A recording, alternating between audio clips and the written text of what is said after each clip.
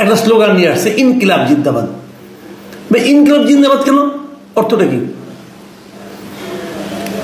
তিনি জানতাম যে বাংলাদেশে ইনকিলাব নামে একটা পত্রিকা আছে।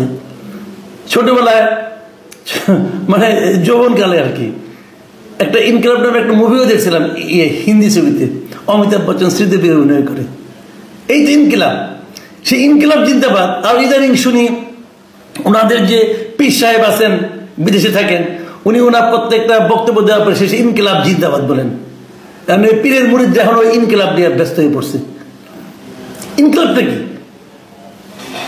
ইনকিলাব শুনলাম এটা কি ভারতীয় কমিউনিস্ট পার্টির স্লোগান ছিল একসময়। ইনকিলাব মানে দুইটা বিদেশি শব্দ দিয়ে আপনি এখানে ইনকিলাব জিন্দাবাদে একটা স্লোগান বাই করছেন।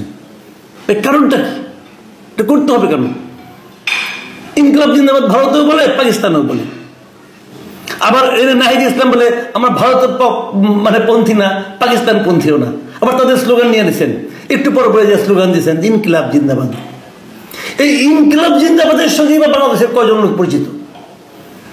কারণ পীর সাহেব বলে মুরিদদের বলতে হবে।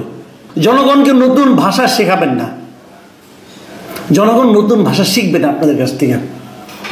আমি দিব্যযোগে দেখতেছি এই ইলেকশনে সামনে নির্বাচন যেটা হবে, আপনাদের কি দুরবস্থা হবে চিন্তা করতে পারবেন না। যদি এরকম বিদেশি অচেনা অপরিচিত শব্দ নিয়ে আসা আপনারা কিছুটা করতে চান, এত সোজা না ভাই।